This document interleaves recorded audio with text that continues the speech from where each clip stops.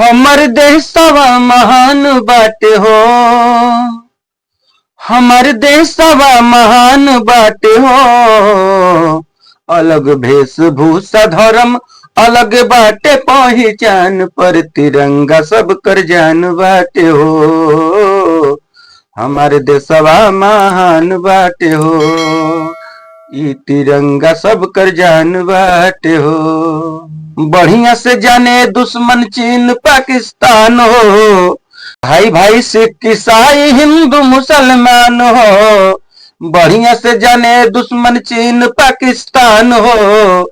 भाई भाई हिंदू सिख ईसाई मुसलमान हो। सुख शांति हिंदुस्तान बाटे हो। खुशी भरल हिंदुस्तान बाटे हो। अलग वेशभूषा धर्म अलग सब कर पहचान, पर तिरंगा सब कर जान बाटे हो। हमारे देशवा महान बाटे हो। अरे हल मिसाल सुख शांति चमन के, सबही के प्यारे हम अपना वतन से। है मिसाल सुख शांति चमन के, सबही के प्यार बाटे अपना वतन से।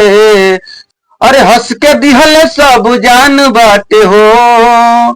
दिहल सब कुर्बानी बाटे हो। अलग वेशभूषा धर्म अलग बाटे पहचान, पर तिरंगा सब कर जान बाटे हो।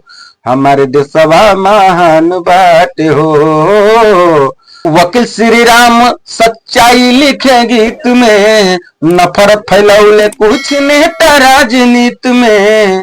अरे वकील श्री राम सच लिखे अपना गीत में, नफरत फैलौले कुछ नेता राजनीति में।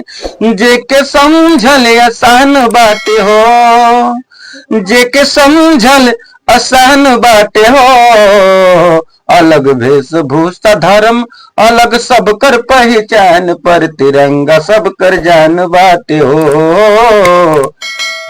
हमारे देशवा महान बाटे हो। हमारे देशवा महान बाटे हो। तो भाई लोग गीत कैसन लगल? सबके बहुत बहुत बधाई बा 26 जनवरी का। आ गीत अच्छा लगल तो लाइक करब जा, कमेंट में बताल जा कैसन बा। आ चैनल के सब्सक्राइब करल जा। फिर मिलब एगो ऐसे सुंदर वीडियो के साथ, तब तक खातिर जय हिंद। आप बनल रही हमारा चैनल पर।